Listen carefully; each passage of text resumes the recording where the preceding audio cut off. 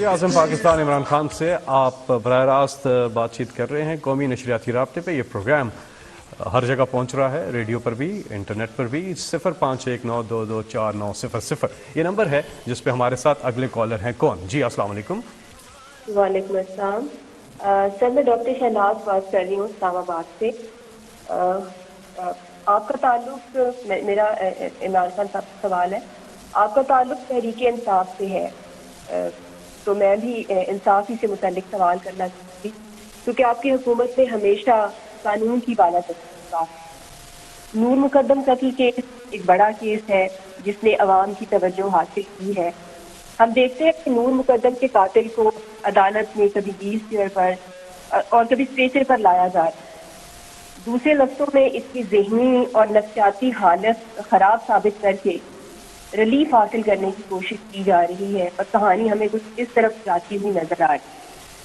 हम पाकिस्तान की अदालती तारीख पर नज़र डालते हैं तो हमें कई ऐसे केसेस मिलते हैं जिनमें ताकतवर और साहिब हैसियत मुल्ज़िमान जो हैं वो उनकी जाली बीमारियों से रिलीफ हासिल किया गया। हमारे साहबका नवाज शरीफ साहब जो हमारे वज़ीर आज़म रहे हैं, और जरदारी साहब और शाहरुख चतोई केस इसकी बड़ी मिसालें हैं। तो मैं पूछना चाहूँगी ऐसा कब तक होता रहेगा, और इस तमाम सूरत हाल को हुकूमती सतह पर अमली अंदाज में किस तरह से ठीक करने की कोशिश जो है वो की जा रही है? जी जी शुक्रिया जी। देखिए, इसमें कई चीज़ें हैं। एक तो ये कि हमारा जो सारा मुल्क के अंदर एक हम एक्सेप्ट कर बैठे हैं कि ताकतवर जो है ना वो प्रिविलेज्ड है, उसके लिए वो चोरी भी करे, डाके मारे, जो भी करे, उसके लिए कोई ख़ास पोजीशन है। वो जेल में भी जाएगा तो वीआईपी सेल्स है उसके लिए। उसके वो जब जाएगा अदालत के अंदर तो अपने पूरे चमचे लेके जाएगा, वो फूल फेंकेंगे उसके ऊपर। मैं आपको फिर से ये कहता हूँ कि मैं, इसलिए तो मैंने अपनी पार्टी का नाम तहरीक इंसाफ रखा था। ये एक चीज़ है, अगर हम एक चीज़ ठीक कर दें, मुझे कोई कहना कि एक चीज़ आप ठीक करें तो मुल्क ठीक हो जाएगा, कानून की बालादस्ती।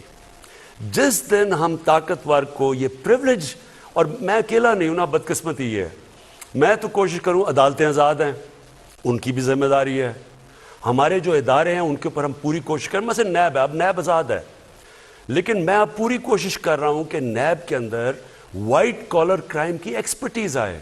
हमारे पास एक्सपर्टीज़ नहीं है। ये जो डाकू हैं बड़े बड़े, इन्होंने चोरी इतने पैसे किए हुए हैं, ये बड़े बड़े वकीलों को पैसे दे देते हैं। वहाँ हमारा सरकारी वकील होता है, उसके पास पैसे बड़े का, उसको हम कम पैसे पे लेते हैं। वो सरकारी वकील जो बड़ा पैसा होता है वो डेट्स पे डेट्स लिए जा रहा है। अभी आप इनकी देखें तो सही कि ये जो बड़े हमारे ये रॉयल फैमिली बनी हुई है कि कानून के ऊपर है, इसका एतजाज़ हसन ने बड़ी अच्छी बात की थी, द शरीफ डॉक्ट्रिन, कि इनके लिए कानून ही कोई अलहदा है। ये हमेशा ही बच जाते हैं, या ये जजेस को इनकी माजी, मैं अभी नहीं बात कर रहा, माजी के अंदर या ये जजेस को पैसा खिलाते हैं और या फिर उनको ब्लैकमेल करते हैं, जो माफिया है, जिसको जस्टिस खोसा ने कहा था सिसिलियन माफिया। तो इन्होंने अपने लिए और ताकत, क्योंकि इनके लिए एक्सेप्शन है, बाकी भी ये कर लेते हैं। तो ये जहाद है, ये मैं आपको फिर से कहूँ, ये अल्लाह का काम है। इब्न खालदून कहता है कि अल्लाह ने इंसान को ज़मीन पे भेजा ही एक वजह से है कि मेरी ज़मीन पे इंसाफ कायम करो। तो ये हम सब ने मिल के लड़ना है, मैं अकेला नहीं हूँ, मेरी तो जहाद है ये। मैं तो सुबह उठता हूँ और कोशिश होती है कि ये मैं हर रोज़ अपने मुल्क के लिए किसी तरह जो अपना कमज़ोर तबका है इसको हम इसके साथ खड़े हों। और मैं ये जो आपने केसेस भी बताए हैं इनके अंदर मैं पर्सनल इंटरेस्ट लेता हूँ, मैं खुद आईजी से बात करता हूँ, लेकिन असल में अदलिया के अंदर भी चेंजेस है। और उसमें मैं आपको कहूँ इसी हफ्ते इंशाल्लाह हम क्रिमिनल जस्टिस सिस्टम में पहली दफ़ा पाकिस्तान के 74 सालों में उसके अंदर हम इस्लाहत लेके आ रहे हैं। और दूसरा भी हम काम करने लगे हैं। मैं आपको ज़रा एक मिसाल देता हूँ कि यहाँ कैसे ताकतवर, सिर्फ पॉलिटिशियंस ही नहीं, यहाँ कार्टेल्स बने हुए हैं, माफियाज बने हुए हैं, जो कि सारे मिल के इकट्ठे हो जाते हैं, कार्टेल्स मतलब मोनोपोली बना के, तो वो चीज़ों की कीमतें ऊपर करते हैं और आवाम के ऊपर महंगाई कायम कर देते हैं और बड़ा पैसा बनाते हैं। अब इसके ऊपर मैंने सारे जो रेगुलेटर्स, ये मैं आपको ज़रा समझा रहा हूँ कि सिस्टम, रेगुलेटर क्या होता है। रेगुलेटर वो होता है जिसका काम अवाम के इंटरेस्ट को प्रोटेक्ट करना होता है। इन बड़े बड़ी कार्टेल से, ये जो बड़े बड़े मोनोपलीज हैं, ये जो इकट्ठे होकर ज़ख़ीरा अंदोज़ी करके और قیمتیں اوپر کر دیتے ہیں. تو میں نے ریگولیٹرز کو بلایا, میں نے ان سے پوچھا, میں نے کہا مجھے یہ بتاؤ کہ کیا وجہ ہے کہ تم نہیں کر سکتے کنٹرول. اب ذرا میں آپ کو یہ بتاتا ہوں کہ ریگولیٹرز نے مجھے بتایا کیا ہے. انہوں نے یہ بتایا, 8 ریگولیٹرز کو میں نے بلایا اپنے پاس, اور انہوں نے مجھے یہ بتایا کہ اس ملک کے اندر جب سے وہ کوشش کر رہے ہیں وہاں یہ جو بڑے بڑے کارٹلز ہیں یہ جا کے عدالت سے سٹے آرڈر لے لیتے ہیں.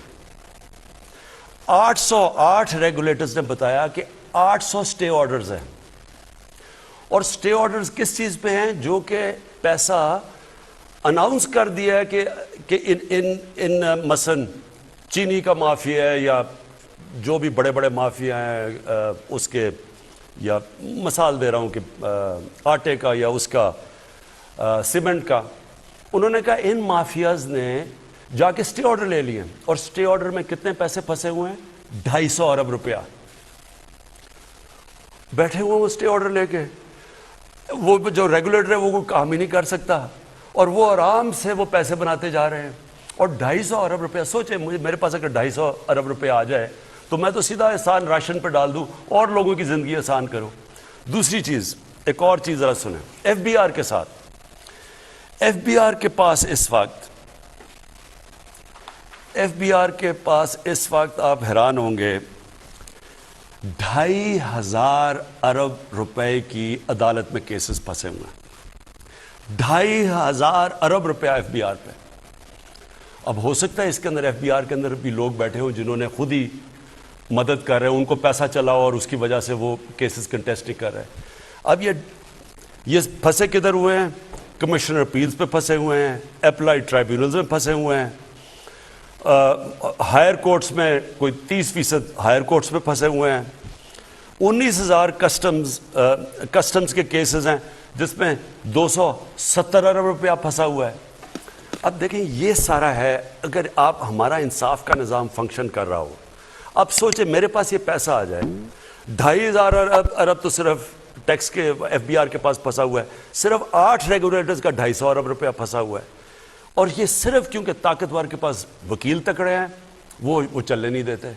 کمزور نہیں کرتا کچھ. دیکھیں کمزور کی چوری سے کبھی ملک نہیں تباہ ہوتا, طاقتور کی چوری سے تباہ ہوتا ہے, اور یہ آپ کے سامنے ہے. تو ہم اب کوشش کر رہے ہیں, اس میں بھی ہم عدالتوں کے پاس جا رہے ہیں کہ اس کو کریں, یہ اجازت نہ دیں کہ ریگولیٹر, اچھا ریگولیٹر کا سٹے آرڈر کیسے آ جاتا ہے؟ ریگولیٹر تو اچھا وہ چیک کرنے جاتے ہیں کہیں, ادھر سٹے آرڈر آ جاتا ہے. تو اس کے اوپر ہم عدالتوں سے آ رہے ہیں, کرمنل جسٹس سسٹم کو بھی ٹھیک کر رہے ہیں, اور انشاءاللہ میں آپ کو خوشخبری دوں گا یہ چند مہینوں کے اندر. جی اگلے